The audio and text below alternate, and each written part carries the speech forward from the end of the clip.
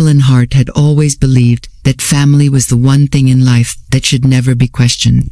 At 60 years old, after decades of love, heartbreak, and hard-earned lessons, she had finally settled into a quiet rhythm. Her apartment, filled with books, old photographs, and the soft scent of lavender from her diffuser, was more than just a living space. It was her sanctuary. Her days were predictable. Morning walks to the bakery down the street, tending to her plants, reading worn-out novels she knew by heart, and occasionally babysitting her neighbor's child, a quiet girl named Amelia, who reminded her of herself when she was young.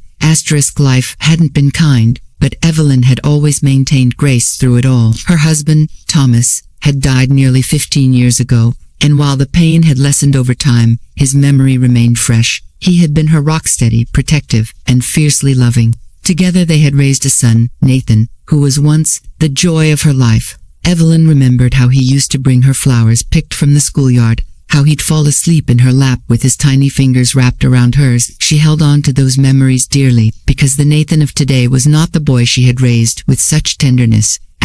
Nathan had changed after college. The warmth in his eyes had dimmed, replaced with ambition and a sharp hunger for more money, more recognition, more status. His marriage to Clara, a beautiful woman with a knack for social charm and a heart that never quite warmed up to Evelyn, had only further distanced him.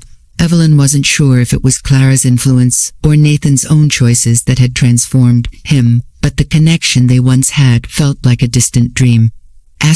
Despite the growing emotional distance, Evelyn had tried to stay close. When Nathan lost his job 2 years ago, she offered them to move into her apartment temporarily, but they insisted on keeping their own place, a spacious 2-bedroom in a flashy complex far beyond their means. Evelyn warned them about living above their income, but her concerns were brushed off. Nathan told her not to worry, that he had plans and deals in the works. But the calls for help came sooner than she expected. It started with little things: requests for groceries, help with a car payment, a temporary loan to pay utility bills. Evelyn, ever the mother, never said no. She would quietly transfer money, even sell off a few of her belongings to help them. And then one day, Clara came by alone, unusually polite. She complimented Evelyn's new drapes, offered to help with some cleaning, and mentioned, almost casually, that it might be safer if Evelyn's jewelry, her precious wedding set, a few heirloom bangles, and a pearl necklace gifted by Thomas were stored somewhere safer. Clara said their apartment had a newer, more secure locker. Evelyn hesitated but finally agreed, thinking perhaps it would help bridge the growing distance. Weeks passed. Evelyn didn't ask about the jewelry. She trusted them. It was a mistake. It was a rainy Wednesday afternoon when Evelyn first sensed something was wrong. She had gone to the market and seen Clara at the other end of the street, laughing with a woman outside a pawnshop. Evelyn's heart sank. She crossed the street, her feet moving before her thoughts caught up. The sign on the pawnshop's door glowed red. "We buy gold, no questions asked." Evelyn stood frozen for a moment, her breath shallow. Clara hadn't seen her, or perhaps pretended not to. That night, Evelyn couldn't sleep. She told herself, there must be an explanation. The next morning, she asked Nathan directly. She mentioned she had seen Clara near the pawnshop and casually asked about the jewelry. Nathan fumbled with his words. He said they had moved the jewelry to another place, then said Clara was getting it cleaned.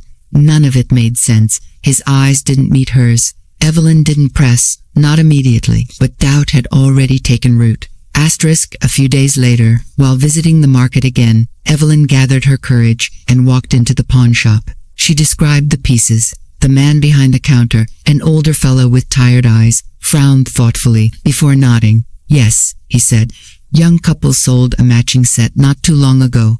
Wedding ring, bangles, pearls. Told me it was a family emergency." Evelyn asked if there was a receipt. The man retrieved a yellowed slip, scribbled with Clara's name and the date. Evelyn left the shop in silence. Her knees felt weak, and she had to sit on a nearby bench. The rain had started again, light but persistent. The betrayal cut deeper than she could have imagined. It wasn't just the jewelry, it was the last physical tie to Thomas, to their marriage, to the life they had built. Those pieces were memory, history, and love, all in one. And they had sold it for rent. That evening, Nathan and Clara came over. Evelyn sat them down, placed the receipt on the table, and waited. Clara's face went pale. Nathan tried to explain, claimed it was temporary, said they were going to buy it back as soon as possible. Evelyn listened, but her heart had already shut the door. You didn't ask, she said quietly. You took what wasn't yours to take. You sold a piece of me. Clara stormed out, muttering about how Evelyn always played the victim. Nathan followed her but turned at the door. You've always had more than enough, he snapped. You could have helped us more, but you hoarded those things like they mattered more than your family. Evelyn didn't respond. Her silence was louder than any words could have been. After they left, she sat by her window, the rain tracing lines down the glass like tears. She thought about Thomas, about how he would have handled this, about the soft way he used to brush her hair back and promise her that they had each other, no matter what. That night, Evelyn took out an old photo album. She ran her fingers over their wedding picture, their honeymoon in Florence, Nathan's baby photos, his first bike. She wept not just for what was lost, but for what had changed. She realized something profound as she sat in the dim light of her room. Grief doesn't always come from death. Sometimes it comes from betrayal, from watching the people you love turn into strangers. She wasn't just mourning her jewelry. She was mourning the end of her illusions, the belief that Nathan would one day come back to the boy she raised, the hope that Clara might soften with time, the idea that love, given freely, would always be returned.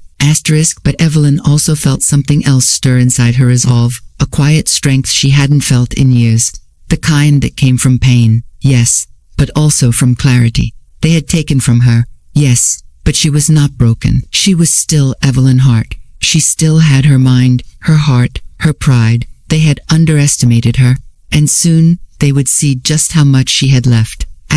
She closed the album, dried her tears, and stood up. The rain had stopped. Outside, the clouds were parting, revealing a hint of moonlight. Evelyn knew this was not the end of her story. It was the beginning. Evelyn didn't sleep that night. She watched the clock hands move in silence, the ticking a steady reminder that the world kept turning, even when your heart was broken. Her mind replayed every word, every look, every moment Nathan and Clara had shared with her over the years.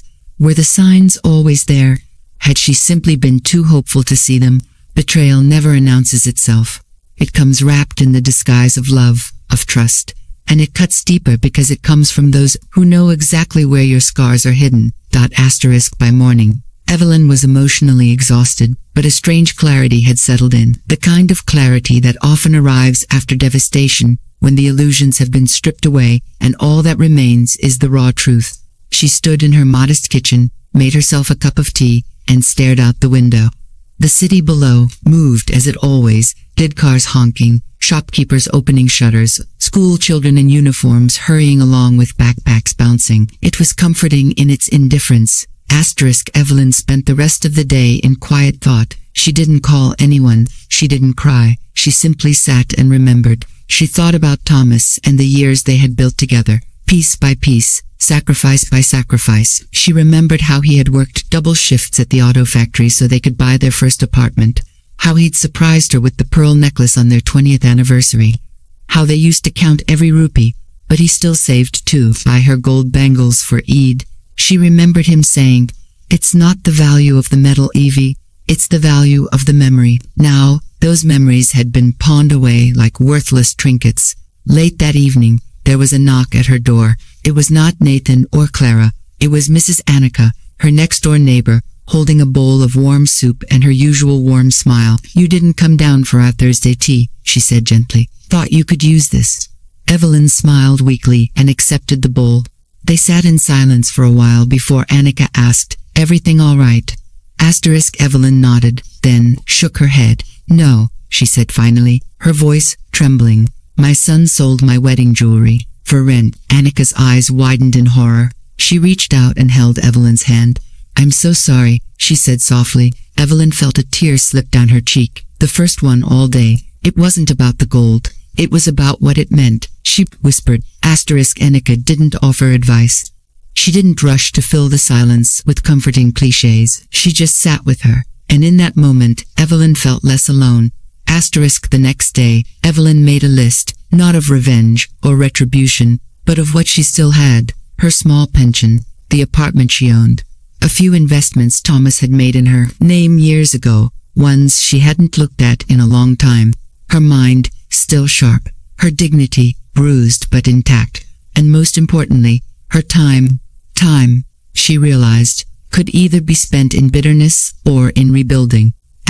She pulled out the dusty folder Thomas had kept labeled property records. It had sat in their closet for years, untouched since his passing. Evelyn remembered how proud he was when he brought it home, declaring that they were now small-time landlords. Inside were deeds, tax records, and a curious letter dated over 20 years ago addressed to her. She unfolded it carefully. Thomas's handwriting, neat and steady, filled the page. My Evie, if you're reading this, then I'm no longer beside you in person, but I hope I'm still beside you in heart. I wanted to leave something just for you, something that might help if life gets difficult. Years ago, I bought shares in a rundown apartment block in the old part of town. Nothing fancy, just a few units. I never got the chance to do much with it, but it's yours now. Maybe you'll never need it, but if you do, don't be afraid to stand tall. You've always been stronger than you believe. Yours, forever, Thomas. Evelyn sat back in her chair, heart pounding. She had no idea this existed. She read the letter twice, then 3 times. Then she looked through the file and found the documents proving his claim. The building, Walnut Grove Apartments, was located in a once-forgotten corner of the city, near an industrial park that had recently become a development zone. Her curiosity piqued. She decided to visit it. 2 days later, Evelyn took a cab to Walnut Grove. The neighborhood had changed. What once might have been a derelict strip of warehouses and smoke-choked roads was now undergoing a surprising transformation. Coffee shops, co-working spaces, even a yoga studio. The apartment block stood at the end of the street, weather-worn but still sturdy. It had the bones of a building built to last. There was a small sign on the door, managed by Patel and Sons, Realty. She made a mental note and stepped inside. The building smelled of old paint and lemon disinfectant. A young woman sweeping the hallway looked up and smiled. Looking for someone, she asked. I'm Evelyn Hart, she said cautiously. I believe I own part of this building. The girl's eyes widened. Oh, you're the owner's widow, right? Mr. Thomas Hart. My uncle manages the place. Let me call him. Within minutes, Mr. Patel arrived. A short, mustached man in his 50s. He shook Evelyn's hand warmly. Mrs. Hart, I've heard a lot about you. Your husband was a good man, always fair with the tenants. They sat in his small office where he pulled out the registry. Your shares are still intact. You own 30% of this building. The rest was bought by a developer last year. A developer? She asked. Patel nodded. Yes, Armand Developments. They're turning nearby blocks into mixed-use. They offered to buy your shares too, but since we couldn't locate you, the deal was never finalized. Evelyn felt a sudden sense of control return to her. Are they still interested? Very much so, he said, but if you ask me, now might be a good time to hold. The value is only going up. Evelyn left the building with a new fire in her chest. For the first time in years, she felt something shift, like she had discovered a hidden room in a house she thought she knew inside out. She didn't tell Nathan or Clara. Not yet. She didn't want them to know she held a card they hadn't expected. Over the next week, Evelyn met with a financial advisor and began quietly exploring her options. With her 30% stake and a bit of clever negotiation, she realized she could leverage her ownership to buy out the remaining shares if Armand Developments agreed to a delayed acquisition. She met with their legal rep, a sharp young woman named Aisha Malik, who was surprised to find Evelyn not only informed but decisive. You're not what I expected, she said during their second meeting. I've spent my life being underestimated, Evelyn replied with a faint smile, but I don't intend to die that way. It took several weeks of negotiation, but Evelyn managed to make an arrangement. Armand Developments would sell her the remaining shares in the building at a discounted rate if she agreed to partner with them on its renovation. Evelyn used her apartment as collateral, transferred part of her pension savings, and quietly secured a silent partner, Mrs. Annika, who had inherited a small fortune from her brother, but never knew what to do with it. Together, they became co-investors. Evelyn didn't tell anyone in her family. She continued her quiet life, smiling gently whenever Nathan called and acted like everything was fine. When he came over one day asking for more help with rent, she nodded, pretending to think. "I'll see what I can do," she said, while already preparing the paperwork for what would soon become the most poetic justice of her life. Because, as it turned out, Nathan and Clara had moved again. Their current apartment, yes, the very one they had downgraded into after burning through most of Evelyn's generosity, was part of the Walnut Grove complex. They had no idea who the new majority owner was. And Evelyn had no intention of telling them. Not yet. Not until every light was in place, every contract signed, every legal seal dry. She was no longer just a grieving mother. She was a landlord, an investor, and a woman rediscovering her power. Nathan and Clara may have taken her jewelry, but Evelyn had unearthed something far more valuable. Her purpose, the reckoning would come soon enough. But for now, she sat quietly at her window, watching the city breathe beneath her, knowing that for the first time in a long time, her heart wasn't heavy with loss but light with possibility. The weather had turned crisp by the time Evelyn began to see the world differently.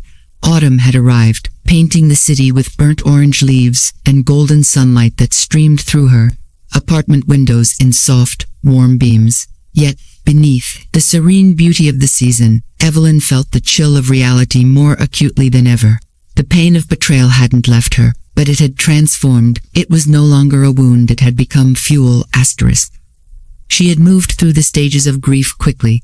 Denial when she first suspected the jewelry was gone. Anger when she confirmed the truth. Sorrow in remembering what it represented. And now something new: resolution. She had stopped waiting for apologies. She had stopped expecting Nathan and Clara to realize the magnitude of their betrayal. She now understood that some people don't come back not because they can't, but because they never intended to. Each morning began the same. Evelyn would sip her tea at the small round table by the window, overlooking the street below, and then she would open her notebook. She had begun journaling her thoughts, not just to record her emotions but to refine her strategy. She no longer saw herself as the helpless mother mourning what was stolen. She saw herself as the architect of a silent revolution, one that would not be fought with shouting or shame, but with wisdom, patience, and precise execution. Across town, Nathan and Clara were unaware of what was coming. Their lives were unraveling quietly, thread by thread, though they still clung to illusions of control. Clara had picked up a part-time job at a boutique, and Nathan was doing freelance marketing work that barely covered groceries. Their once lavish lifestyle had compressed into tight budgets and cold dinners. But they never once returned to Evelyn to say we were wrong. Instead, they continued to treat her with dismissive politeness, like someone they could tolerate when needed but discard when things went smoothly. Evelyn's contact with them had become sparse, text messages here and there, mostly transactional. Nathan once asked if she had any friends willing to rent a spare room, hinting at their struggle without saying it outright. Evelyn responded kindly, pretending not to notice the desperation. Between the lines, she had no desire to humiliate them. Humiliation wasn't her goal. Awareness was, and awareness would come not through confrontation, but through consequence. She had finalized her silent partnership with Armin Developments. The official ownership papers arrived by courier one Thursday afternoon. She opened the envelope with steady hands and sat for a long time after reading the documents. She was now the majority stakeholder in Walnut Grove Apartments, the same building her son lived in, completely unaware that the roof over his head now belonged to the mother he had betrayed. The moment was bittersweet. Evelyn felt proud, but not triumphant. She didn't smile. She didn't celebrate. She simply placed the papers in her file cabinet, sat down with her tea, and whispered, "Thank you, Thomas." Her late husband had always believed in preparing for the worst, and because of him, she had a lifeline he'd left behind, one that she had just turned into a ladder. What followed were long days filled with planning and meetings. Aisha Malik, the young legal advisor from Armin, became both a guide and a quiet admirer of Evelyn's poise. "Most people your age just want to retire and relax," she said during one meeting. "You're negotiating joint ownership clauses and maintenance contracts like a corporate veteran." "I've been through worse than paperwork," Evelyn replied softly. "This is just another chapter." Evelyn also visited the building frequently. She began walking through the hallways, introducing herself to tenants, asking how things could improve. Many of them were surprised at how warm and approachable she was. They had grown used to distant landlords and delayed repairs. Evelyn made it her mission to be different.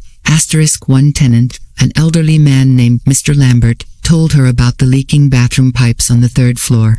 Another, a single mother named Diana, shared how the stairwell light hadn't worked in months. Evelyn took notes, called in contractors, and ensured every complaint was logged and followed up. Slowly, word began to spread that Walnut Grove had a new owner and she cared. All the while, she kept her identity from Nathan and Clara. Their unit was due for a rent renewal in 2 months. She deliberately postponed the notices to time it perfectly. There was no need to rush. Every detail had to be planned. Every move deliberate. The apartment they rented was one of the best units in the building yet. Top floor corner space with a small balcony. They had gotten it at a discounted rate during the pandemic, and now the market rates were significantly higher.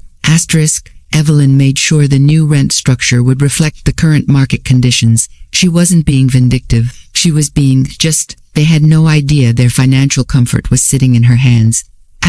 During this time, Evelyn also made space for herself. She returned to old hobbies. She had forgotten sketching landscapes, listening to classical music, cooking elaborate meals just for herself. She even began mentoring a few young women in the neighborhood who were struggling to find work or manage their money. It gave her a renewed sense of purpose, something beyond the quiet vengeance blooming in her chest. Yet, amid her newfound activity, she also found herself reflecting deeply. She thought about motherhood, about the line between love and enabling. She had spent her whole life giving in, till she had almost nothing left for herself. But now, in reclaiming that space, she saw clearly. She had taught Nathan how to receive, but never how to be responsible. She had given him fish, but never taught him how to fish. And Clara had never wanted a mother, had wanted a silent benefactor, someone who would stay in the background, always present with a checkbook, but never a voice. Evelyn had tried to be kind, to be understanding, but in the end, kindness that is not reciprocated becomes a form of self-neglect. She would no longer be a participant in her own dismissal. Her relationship with Annika also deepened. They had become a quiet team. Annika's calm wisdom and dry humor balanced Evelyn's quiet intensity. They shared dreams, fears, even late-night samosa deliveries when exhaustion from property dealings overwhelmed them. "We're not old," Annika said once, smiling. "We're just finally free." As Evelyn prepared for the rent notice to be sent out, she wrote a small note on the document meant for Unit for Benethon and Clara's apartment. To the tenants of Unit 4B. This is a notice for the renewal of your rental agreement under new ownership. Kindly be informed that due to market adjustments and recent renovations, the rent will be updated to reflect current rates, effective next month. Details are attached. Warm regards, Management Walnut Grove Apartments, no names, number, signatures, just facts. She printed the notice, sealed it in an envelope, and gave it to the building supervisor. "Please deliver this personally," she said. "Make sure they sign the receipt." The next day, the call came. Nathan's number flashed on her screen. She let it ring twice before answering. "Hello, Mom," Nathan said, his voice unsure. Did you know our building's been bought by someone new?" "I heard something like that," she said calmly. "They're raising the rent by a lot." "Market's changing," she replied. "Developers do that." He was silent for a moment. "We can't afford it. Clara's barely keeping her job, and I'm not exactly raking it in. We're trying." Evelyn said nothing. Nathan continued. "Would you be able to help us? Just for a few months, we'll pay you back. I promise." She closed her eyes, not because she was overwhelmed, but because she was grounded in a calm, unlike anything she had felt in years. "I'm sorry, Nathan," she said finally. "I'm afraid I can't." The silence that followed was heavy, shocked, dismayed, and finally, defeated. "I understand," he said quietly and hung up. Evelyn placed the phone down and exhaled deeply. It was not a moment of revenge. It was a moment of truth. She had given everything she could, and now she had given herself back to herself. That evening, as the sun dipped below the city skyline and the golden light bathed her living room, Evelyn opened her journal. She wrote just one line. Asterisk, they took my past without asking. I've claimed my future without telling. Asterisk, the air was thick with tension, though no one but Evelyn could feel it. On the surface, everything remained calm. Walnut Grove Apartments stood tall and unassuming, just another old building on a revitalized street. But inside its walls, a quiet storm was brewing, crafted not with chaos, but with purpose. Evelyn had never been the kind of woman to yell or throw fits. She had always believed that silence, when used right, could be louder than any shout. And now, her silence had become her strategy. Asterisk, after the rent increase notice went out, the ripple effect began almost instantly. Evelyn knew Nathan and Clara would not take it well. Not because of the money itself, but because of the loss of entitlement. They had grown used to living off others, mostly under the illusion that help was owed to them, that Evelyn's kindness was their right. But that illusion had cracked, and now they were standing on broken glass, barefoot. Asterisk, Evelyn's days were full. She wasn't simply managing the building, she was transforming it. With the new ownership in place, she had initiated renovations on several units, upgraded the plumbing, installed better lighting in hallways, and even commissioned a mural on the side wall, an abstract tree with roots stretching wide, painted in shades of deep green and warm gold. The tenants loved it. Some even stopped her in the hallways to thank her, to say the building finally felt like home. Asterisk, but Evelyn wasn't just building a better residence for others, she was rebuilding herself, piece by piece. Every decision she made, every improvement she oversaw, was part of a larger restoration of dignity, of strength, of control. Asterisk, she had also begun attending a weekly senior entrepreneurship seminar downtown. It was something she stumbled upon while reading the paper one morning, and on a whim, she went there. Among a circle of women and men her age, she discovered she wasn't alone. One woman had started a candle-making business after her husband abandoned her. Another man had become a food blogger at 68. The stories inspired her. They weren't just surviving, they were thriving, reinventing themselves long after the world had decided their stories were over. Asterisk, during one seminar, the speaker, a former CEO named Julianne Mercer, said something that struck Evelyn deeply. Sometimes we don't get the closure we want, but we can always write the continuation we need. Asterisk, that night, Evelyn couldn't sleep. Her mind kept replaying Julianne's words. She got up, wrapped herself in a shawl, and went to her desk. She pulled out a dusty manila envelope from her bottom drawer. Inside was a copy of her marriage certificate, some old bank slips, and a letter she had written but never sent to Nathan, from nearly 5 years ago. It was a letter filled with hope and longing, asking him to visit more, to bring Clara for tea, to let her be a part of their lives again. She had written it after his third cancelled visit. Asterisk, she didn't remember why she never sent it. Maybe she was afraid. Maybe she had already sensed the indifference brewing behind his sweet apologies. She read the letter again, and this time she felt nothing but sadness, not for herself, but for the version of her that had waited so long for something that was never coming. Asterisk. She folded the letter and placed it in a small wooden box labeled before. She had decided to make 2 boxes now, before and after. The before box would hold the remnants of the life she had outgrown. The after box, though still empty, would soon be filled with pieces of the life she was building. 3 days later, Evelyn walked into the apartment management office, just as Mr. Patel was reviewing the latest rent payments. He looked up and smiled. Mrs. Hart, all caught up again. Only to late notices this month, none from your son's unit though. Asterisk, Evelyn nodded. They're trying to hold on, she said quietly. Asterisk, they'll have to move soon if they can't keep up with the adjusted rent. They were already a month late last time. I'm aware, Evelyn replied. Patel paused, sensing something behind her words. You know, you've surprised me, he said. Most landlords don't care this much. They invest, collect, disappear. But you're different, Asterisk, because I've lived the life of a tenant, she said, and the life of a mother. And I know how quickly both can make you feel invisible. Asterisk, Patel offered a quiet smile. You've made this place better, no doubt. Asterisk, later that day, Evelyn stood outside Unit 4B. She hadn't visited since Nathan and Clara moved in. She hesitated for a moment before knocking. Clara opened the door, Her eyes widened in surprise. Evelyn, she said, almost breathless. What are you? Just checking in, Evelyn said, her voice neutral. May I come in? Clara hesitated, then nodded. Sure. Nathan's out meeting a client. The apartment was tidy, but the atmosphere was heavy. There was a wornness to the space, now like the sheen had been stripped away and reality had settled in. Evelyn noticed the pile of unopened mail on the kitchen table. She also noticed the half-empty fridge when Clara opened it to offer her a drink. I didn't expect you to visit, Clara said, pouring water into a chipped glass. I wanted to see how you're doing. Clara sat down, exhausted. Managing things aren't easy. I'm working again. Nathan's chasing clients, but it's not like it used to be. Rent going up didn't help.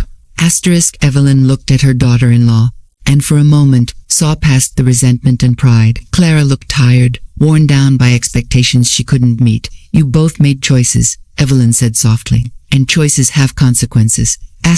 Clara's eyes darkened. Is that what this visit is about? A lecture? No, Evelyn said firmly. It's about honesty. Something none of us have been good at lately. Clara crossed her arms. You think we wanted this? That we planned to be in this position?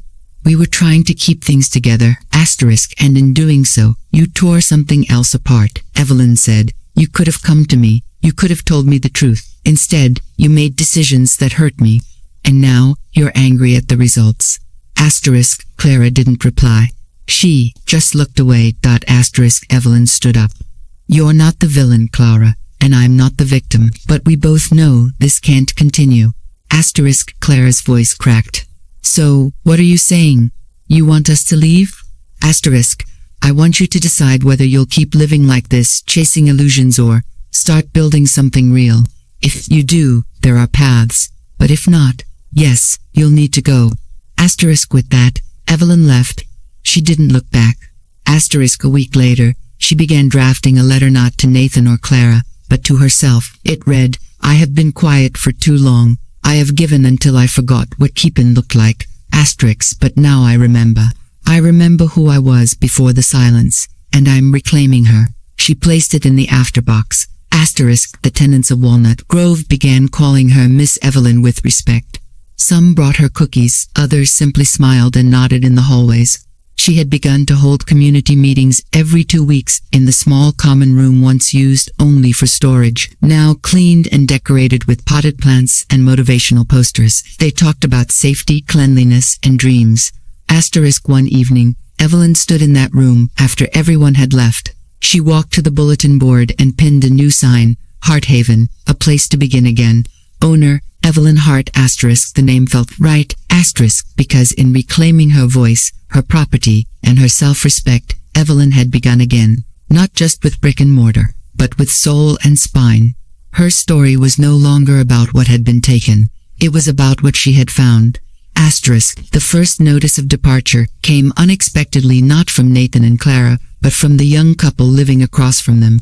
Evelyn found the letter in her mailbox on a Tuesday morning, sandwiched between a maintenance bill and a community event flyer. The couple, Jessica and Omar, were relocating to a new city for work. In their letter, they expressed heartfelt thanks for Evelyn's care as a building owner and noted how much they appreciated the safe, clean environment she had worked hard to maintain. It was a small gesture, but it struck Evelyn in a deep and quiet place. There was something about being appreciated not as a relative or an obligation, but as a person or woman who had made a difference. It felt different than family ties. It felt honest. That same afternoon, she passed by Unit 4B and overheard a muffled argument. Nathan's voice was sharp and impatient. Clara's tearful. Evelyn didn't stop to listen, but she lingered just long enough to catch the word eviction. She kept walking. A few hours later, she received a text message from Nathan. Can we talk? She replied simply, yes, tomorrow, 11 a.m. in my apartment. When the time came, Nathan arrived alone. He looked older than she remembered, with tired eyes and a stubble that hadn't been trimmed. He stood in her doorway like a boy who'd been sent to the principal's office, shifting his weight nervously. Evelyn motioned for him to come in. Asterisk, he sat on the couch, just like he had as a teenager, awkward, fidgety, trying to mask guilt with false confidence. Thanks for seeing me, he said. Asterisk, Evelyn nodded and sat across from him. What's on your mind? Asterisk, I know you got the rent notice, he said.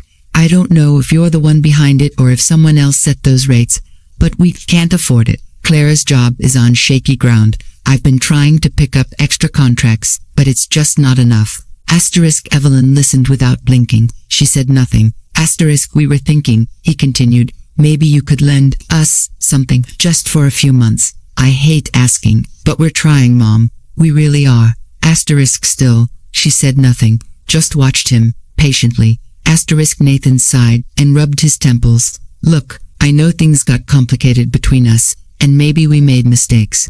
But you're my mother. You know I wouldn't have sold your jewelry unless we had no other option. Asterisk, now she leaned forward, her voice steady but sharp. You didn't ask. You didn't even tell me. That wasn't desperation. That was entitlement. And it hurt. Asterisk, Nathan flinched, as if physically struck. Asterisk, Evelyn continued. I raised you to be responsible, to care for others, to be honest. But you used me, Nathan, and when I needed even a shred of respect in return, all I got was silence. Asterisk, he swallowed hard. I didn't know what else to do. Everything was falling apart. Asterisk, and instead of asking for help, you took, she said, then pretended it never happened. You chose pride over truth. For a long moment, there was only the sound of the ticking clock. Finally, Nathan looked up. So that's it? You're cutting me off? Asterisk, no. Evelyn said quietly, I'm cutting off the part of me that kept hoping you'd change without consequence. I'm done funding irresponsibility, but I'm not cutting you out. If you want to start over, truly start over, I'll help, but it won't be money. It will be something far more difficult to come. Asterisk, he frowned. What does that even mean? Asterisk, it means you find a cheaper place. You get a second job. Clara gets one too, if she can. You sell what you don't need. You adjust your lifestyle to your reality. And when you've proven you can, take responsibility for your life, we can talk again. Asterisk, Nathan looked down, blinking rapidly. You really won't help us with the rent. I already have, she said. He didn't understand at first. Then, slowly, realization dawned. He narrowed his eyes. Wait, the ownership, ... Is it you? Evelyn didn't answer. He stood up, pacing. You bought the building. You've been behind all this. Asterisk, she met his stare. I didn't plan it that way, but once I realized what I had, I knew I couldn't let it go. Not to people like you, who only know how to take. I made a choice to stop being your safety net and start being my own anchor. Asterisk, his face was a mix of anger, betrayal, and disbelief. You really just sat there and let us drown. Asterisk, no, she said. I gave you a chance to learn how to swim. Asterisk, he stood there for a moment longer, then grabbed his coat. You know what, Mom? You win. I hope it feels good. Asterisk, it doesn't, she replied, but it feels right. And with that, he walked out. Evelyn closed the door and leaned against it, her breath shaking, her legs trembled, her heart pounded, but her eyes remained dry. Asterisk, that night, she didn't eat much. She made herself soup, but most of it went cold. Instead, she sat on her couch, arms folded across her chest, thinking of all the years she had spent loving a version of Nathan that no longer existed. She remembered the smell of his baby hair, the joy on his face when he learned to ride a bike, the letters he sent her from college. Somewhere along the way, he had become someone else, or maybe she had been blind to who he was all along. Asterisk, the next morning, she received a message from Patel. Unit 4B gave 30 days notice. They're moving out. Evelyn replied. Understood. The news didn't bring satisfaction, just clarity.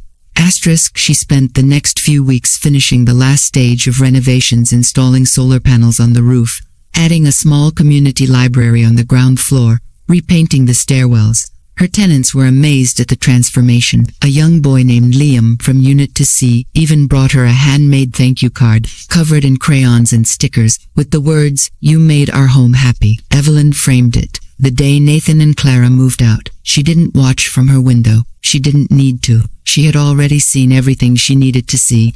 Letting go didn't always come with a ceremony. Sometimes it was as simple as turning the page without rereading the last paragraph. Asterisk, when she finally walked into their now vacant unit, it was empty and echoing. The walls were clean but cold, the balcony door slightly ajar. She stepped inside and stood in the middle of the room. Her eyes roamed across the space. This was where they had laughed, fought, betrayed, and eventually left. Asterisk, she took a deep breath and whispered, goodbye. Asterisk, not to the apartment, but to the version of herself who had once needed their love more than her own peace. Asterisk, later that evening, she held a gathering in the common room, just a casual tenant appreciation night. There was music, laughter, snacks, and smiles. Evelyn stood in the corner, quietly watching the joy she had helped foster. Aisha Malik stopped by as well, bringing a bouquet of fresh lilies. You've done something incredible here, she said. I didn't do it alone, Evelyn replied. Aisha looked around. What will you do now? Asterisk, Evelyn thought for a moment. Live, she said. Really live, without waiting for someone else's permission. Asterisk, as the evening winded down, Annika joined her by the windows. You okay? She asked. Asterisk, Evelyn nodded. Better than okay. Asterisk, Annika raised a glass of apple cider. 2 new beginnings. Asterisk, Evelyn clinked her glass. And earned endings. They sipped in silence, the city lights blinking in the distance like stars that had finally come closer. That night, Evelyn opened her afterbox and placed inside a photo. It was one she had taken just before the party started of the tenants gathered together, smiling, vibrant, alive. She wrote on the back, "This is what healing looks like," and she knew in her heart that it was true. Asterisk, Evelyn awoke to the sound of birdsong drifting through her open window. The chill of early spring crept into the room, but she welcomed it. It was a fresh kind of cold, the kind that made her feel awake, alert, alive. Life had changed so much, in such a short span, but not in the chaotic, uncontrollable way she had feared. No, this was transformation on her terms, intentional, rooted, clean. Asterisk, the apartment was quiet, as it always had been, but it no longer felt lonely. Her solitude was no longer a reminder of what she lacked, but a sanctuary of what she had reclaimed. Her thoughts were her own now. Her mornings, once filled with unanswered questions and silent disappointments, were now filled with small, satisfying victories. Today would be no different. She had scheduled a meeting with a potential tenant for Unit 4 Beetha, apartment Nathan, and Clara had just vacated.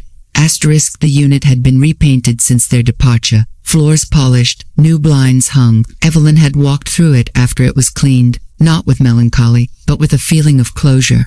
It was a space unburdened by its past, and now it was ready to be lived in again. She wasn't rushing to fill it.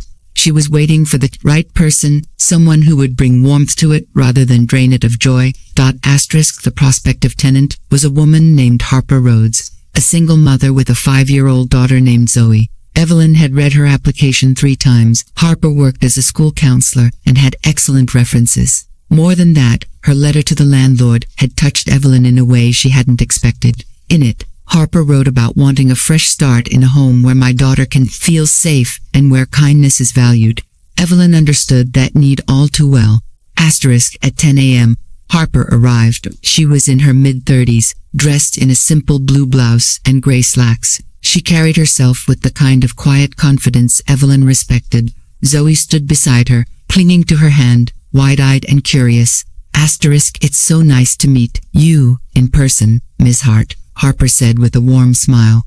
Asterisk, please, call me Evelyn, she replied. Let's go upstairs. Asterisk, they toured the unit slowly. Zoe ran from room to room, pretending each one was a castle or a spaceship.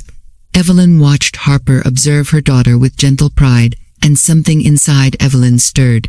A memory of a younger version of herself, watching Nathan do the same in their first home. That image no longer hurt, it simply reminded her that love, when genuine, never fades. It only changes form. Asterisk, when the tour ended, they sat at the kitchen counter. Asterisk, I really love the space, Harper said sincerely.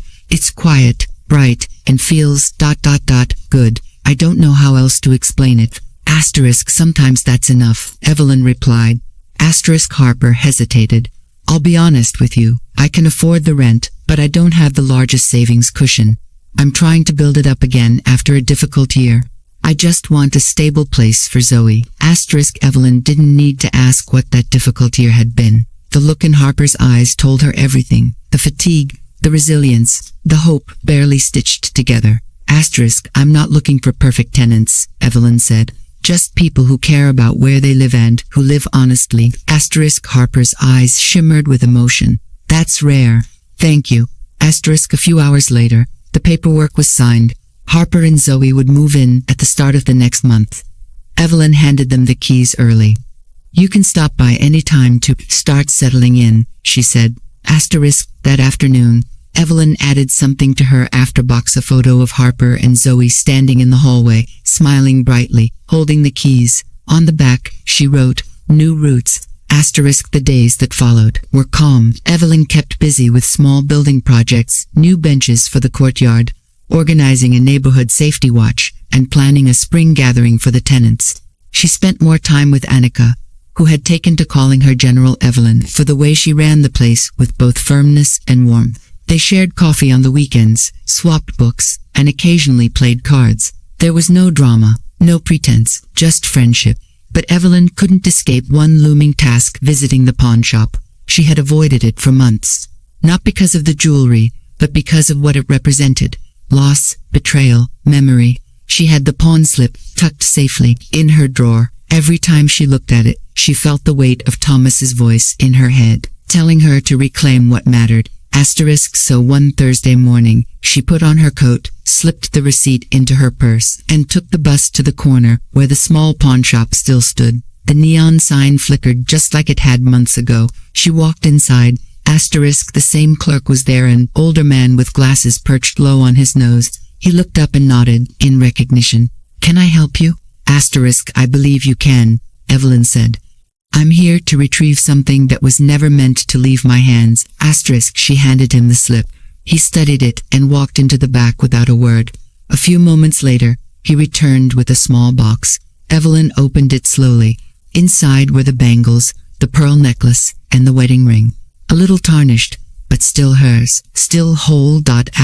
We hold items for up to 6 months, the man said. You were just in time. Evelyn nodded and paid the required amount. She didn't flinch.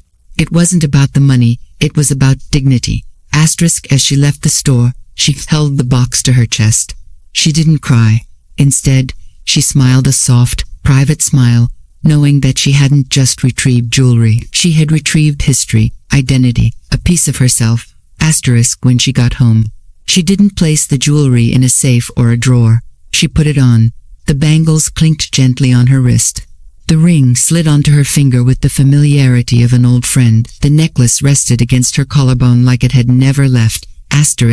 She walked past the mirror and paused. She looked radiant, not because of the jewels, but because she finally saw herself not as someone waiting to be seen, but someone who had claimed her own gaze. That evening, Harper and Zoe stopped by to drop off a thank you pie, blueberry, homemade. Zoe helped me bake it, Harper said, smiling. I cracked the eggs. Zoe beamed proudly. Evelyn laughed and welcomed them in. They talked, shared a slice, and watched the sun set from the living room window. Zoe curled up on the rug and fell asleep with a book on her lap. She's happy here, Harper said quietly. It feels like the first place that belongs to us. Evelyn turned to her and said, then it belongs to me too. As Harper smiled in gratitude, Evelyn realized something profound. Home was no longer just a structure or a legal title. It was the space you create with love, with second chances, with the people you choose to share it with. That night, Evelyn wrote one last entry in her journal before bed. Today, I got my ring back, but more than that, I got myself back.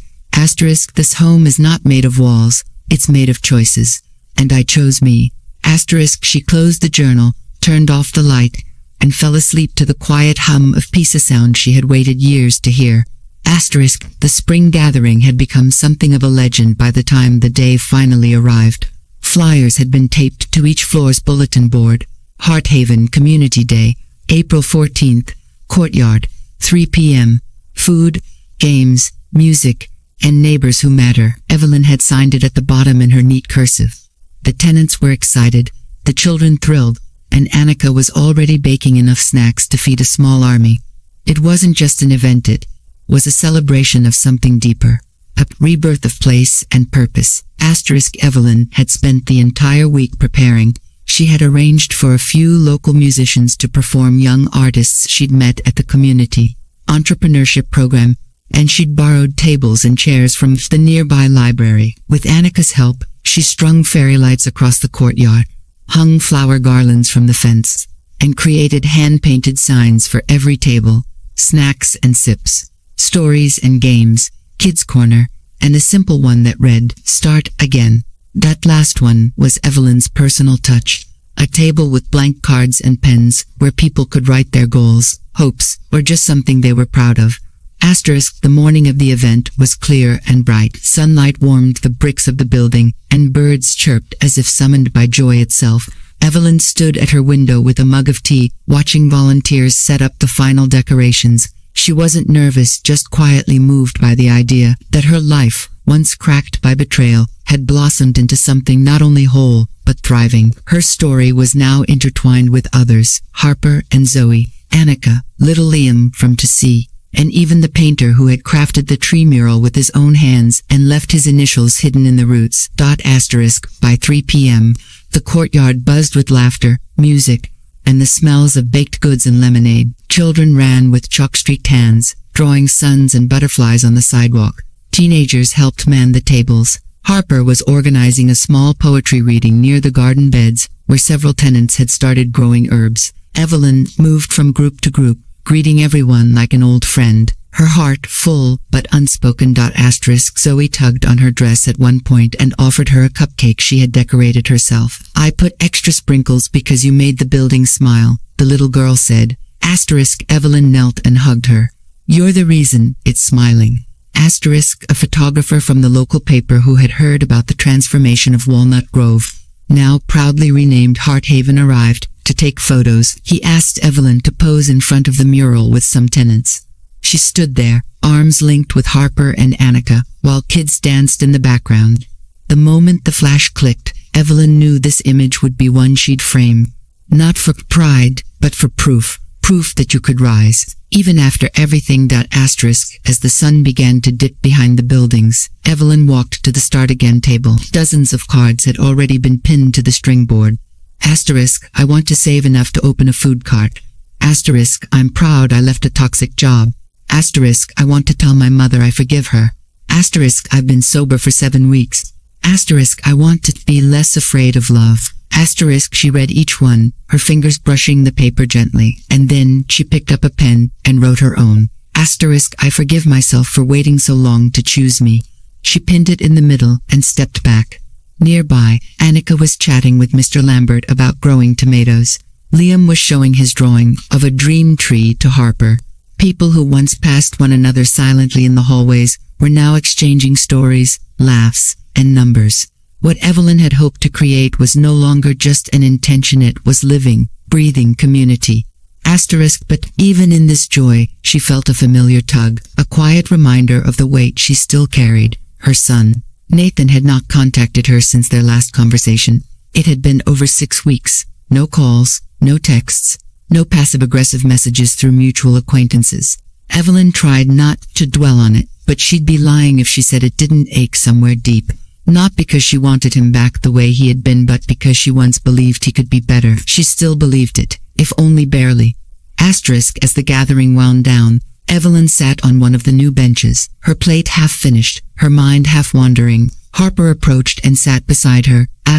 You've built something beautiful here, Harper said. Not just for us, but for yourself. Evelyn nodded. It's strange, for so long I thought I was building my life around others. My son, my marriage, other people's needs. But this is the first time I've built something that reflects me. Harper glanced around. Then you must be kind, strong, and quietly brilliant. Evelyn chuckled. Or just very, very stubborn. They both laughed. A silence settled between them, but it was comfortable. Evelyn turned her head. Can I ask you something? Of course. When you left your old place, did it feel like failure? Harper thought for a long time before answering. At first, yes, I kept thinking, if I were stronger, I could have made it work. But then I realized leaving wasn't weakness, it was strength. Staying, letting myself break over and over, that would have been failure. Asterisk Evelyn nodded slowly. That's what I needed to hear. Asterisk as the event wrapped up, a few tenants stayed behind to help clean. Annika handed Evelyn a box of extra brownies with a wink. You'll need these tomorrow. Trust me. Asterisk, what's tomorrow? Asterisk recovery, Annika said with a grin. From the joy hangover. Asterisk Evelyn smiled and walked back to her apartment. The hallway lights had recently been replaced with warm LEDs. The scent of lemon cleaner lingered faintly. Everything looked alive. Asterisk inside her apartment. She placed the brownie box on the counter and slipped off her shoes. Then she walked over to the afterbox and gently placed a copy of her event flyer inside. Along with her card from the Start Again table, she pulled out her journal and wrote, Today. The building wasn't just lit with lights, it was lit with stories. Asterisk and I realized. Asterisk, closure isn't silence, it's the ability to smile with peace. And peace doesn't mean forgetting, it means forgiving, especially yourself. She paused. Then she added, Asterisk, Nathan didn't come, but I did. I came back to myself. That's enough for now. Asterisk later that evening, she received a message on her phone. Her heart skipped a beat when she saw the name. Asterisk Nathan. Hope the event went well. Just saw a photo online. You look happy. I'm glad. Asterisk Evelyn stared at the message for a long time. No apology. No request. Just a sentence. A beginning, perhaps, or maybe a respectful ending. Asterisk, she replied. Thank you. I am. Asterisk, no more, no less. Asterisk, she placed her phone down and lit a candle on the windowsill. Outside, the mural glowed gently under the fairy lights. The roots, once hidden beneath cracked brick, now stood tall in color and pride. Just like her, Evelyn woke up earlier than usual the morning after the community gathering, her mind still buzzing with the echoes of laughter, music, and conversations from the previous day. The light coming through her window had a softer hue, as if even the sun was in no rush. She sat on the edge of her bed, her bare feet touching the cool floor, and took a deep breath. Something inside her had shifted, not a sudden explosion of realization, but a gentle and permanent reorient in many ways found her way home, not just physically, but emotionally and spiritually. Asterisk, she wandered into the kitchen, put on the kettle, and waited for the whistle. The quiet was not empty, it was calm. Her apartment, once filled with silence that screamed of abandonment, now carried the peaceful tone of solitude embraced. While the tea steeped, she opened her journal. She hadn't planned to write anything, but the pen moved anyway. Asterisk's day after the gathering. The courtyard is still smiling, so am I. Asterisk, I didn't expect to find a second chance at 60, but I did, not in someone else, but in myself. She closed the journal and walked to her window. Below, the courtyard was scattered with remnants of joy. A few streamers clinging to bushes, chalk drawings still vivid on the pavement, folding chairs, awaiting storage. She spotted Zoe and Harper watering the herb garden. Zoe waved when she saw her, and Evelyn waved back, heart warm. Asterisk later that morning, she joined them outside. Harper handed her a trowel and a small mint plant. Asterisk for you, Harper said. You've planted so many things for others. Time to grow something of your own. Asterisk Evelyn knelt and dug a shallow hole near the rosemary. The soil was soft, easy to shape. She pressed the mint into place and patted the earth around it with care. As she stood, she wiped her hands on her pants and smiled. Thank you for reminding me I still have things to root. Asterisk Zoe clapped. It's a friendship plant. Asterisk that afternoon, Evelyn walked to the local library. There was a small room in the back where seniors gathered twice a week for storytelling sessions and book swaps. It had been years since she attended, but something about the community event had made her miss storytelling. Not just the books themselves, but the act of sharing, of being heard and listening in return. Asterisk. She stepped into the room and was greeted with a chorus of cheerful hellos. Faces old and new surrounded her, some familiar, others curious. She found a seat near the window, where the sun lit the edge of the room in a warm glow. Asterisk after the formal reading, the librarian, a cheerful woman named Beatrice, announced that the floor was open for anyone who wanted to share a story of resilience. Asterisk Evelyn hesitated, then stood up. Asterisk, I'm not sure this is a story so much as, a rediscovery, she began, her voice steady. For a long time, I measured my life by the people I gave to. I was a wife, a mother, a helper, and I thought that was enough. But somewhere along the way, I forgot that I'm a person too. Someone with dreams, with strength, with value independent of who needs me. The room was silent, listening. This past year, I lost something important, she continued. Not just objects or people but trust. Trust in those I loved the most, and for a while, I thought that loss defined me. But then, I found myself, in a building I helped restore, in neighbors who became friends, in the laughter of a child, in the quiet of a morning tea. And I realized something sometimes, life doesn't give you the closure you want, but it gives you a chance to create something new, not from scratch but from the pieces. Asterisk, she sat down to the sound of soft applause and saw a few people wiping tears from their eyes. Beatrice smiled. Thank you, Evelyn. That was beautiful. Afterward, an older man named Douglas approached her. I lost my wife 3 years ago, he said. Never thought I'd feel anything again. But your words, they helped. They reminded me I still have something to give. Thank you.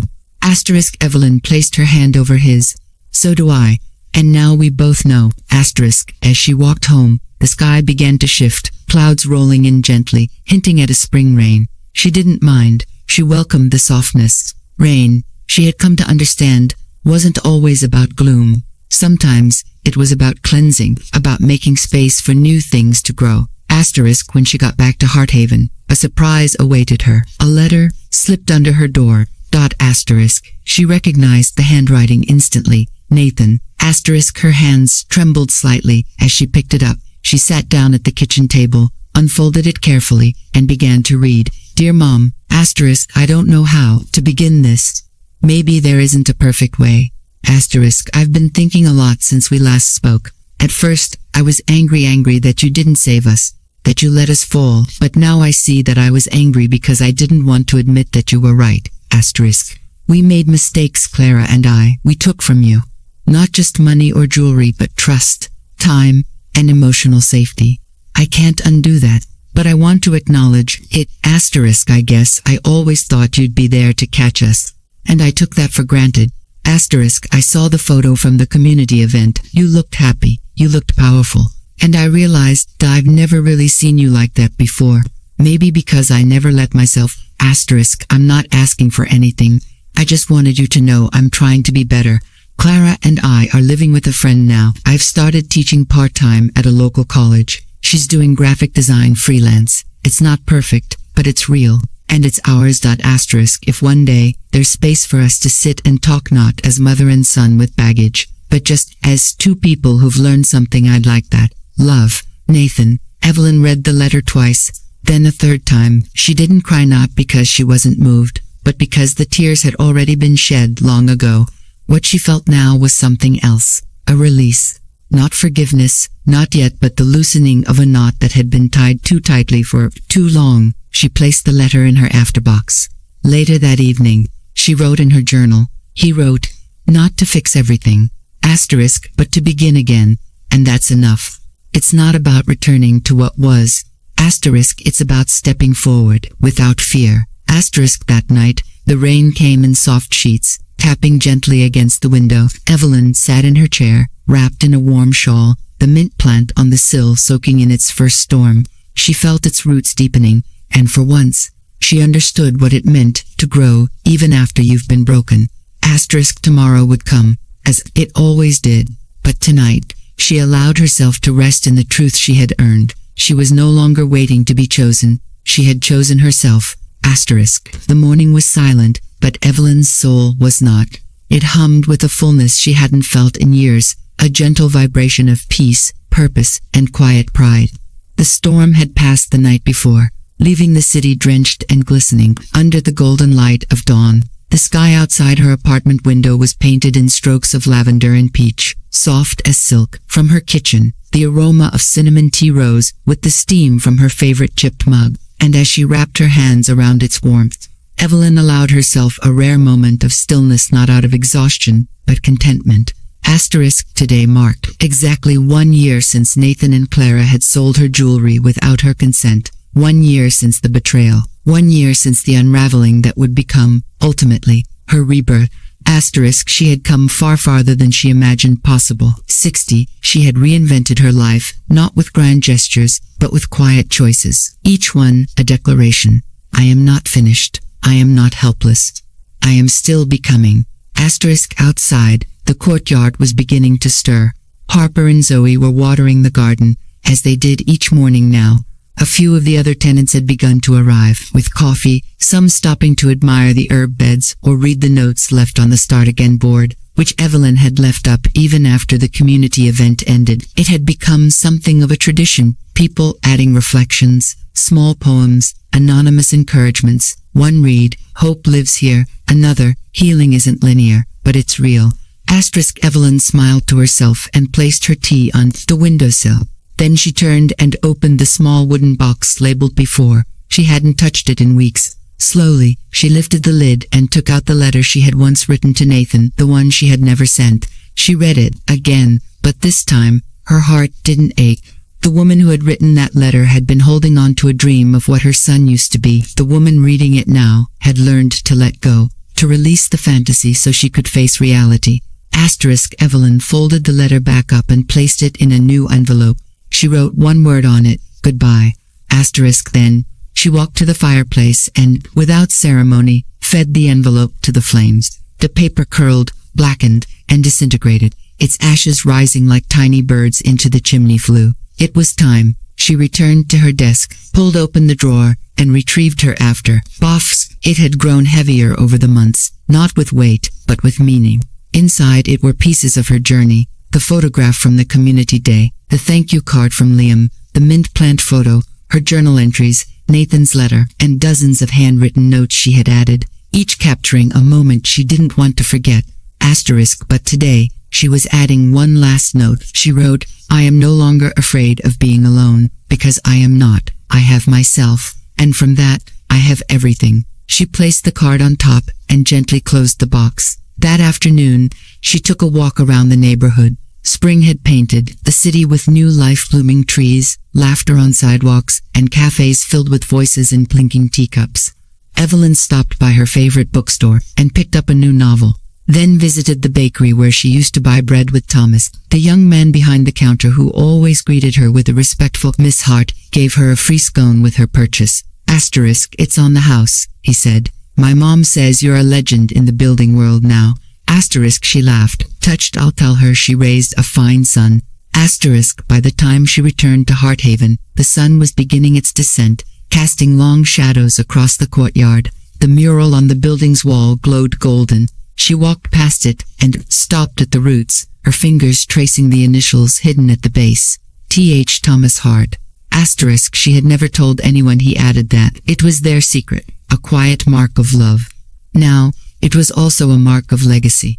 Asterisk, back in her apartment, Evelyn sat on the balcony with her new book, the wind brushing her silver hair back gently. She could hear Zoe laughing in the courtyard, Anik telling a story, and somewhere, the faint sound of music drifting from a window. It was symphonic, not in volume, but in harmony. The building, the people, the past and the present, they all had learned to sing together. Her phone buzzed. Was a message from Nathan. Asterisk, "Hi Mom, I've been accepted into a full-time teaching program. Clara just landed a stable contract. We single quotes re ... getting better, slowly. Thought you'd like to know. Asterisk, also ... thank you for letting us fall. I didn't understand it then. I do now. Asterisk, if you ever want to meet for coffee, I'd like that. No expectations, just a conversation." Asterisk, Evelyn stared at the message for a while. She didn't respond immediately. She didn't have to. There was no urgency, no wound left to close, just space clean, open space for something new to take shape if it was meant to. Asterisk, she looked at the horizon, at the sun dipping low, and for a moment, she allowed herself to imagine it not a reunion with illusions, but a gentle reconnecting of real people, older and hopefully wiser. Maybe it would happen, maybe it wouldn't. Either way, she was at peace. Asterisk, she stood up and stretched. Inside, her apartment was glowing with golden light. The mint plant on the sill danced lightly in the breeze. The afterbox sat on the desk, quiet but full. The space around her no longer felt like a waiting room. It was a sanctuary, a beginning, hers. Asterisk, she poured herself a glass of water, turned on a soft jazz record, and let herself sway gently to the music. Asterisk. She wasn't just a woman who had been betrayed. Asterisk, she wasn't just a mother who had been taken for granted. Asterisk, she wasn't just a widow trying to remember who she used to be. She was Evelyn Hart, a builder of homes, a keeper of grace, a woman who rose from ashes not with vengeance, but with vision, and she had done what many never dared to do. She had chosen herself completely, unapologetically, and forever. Asterisk.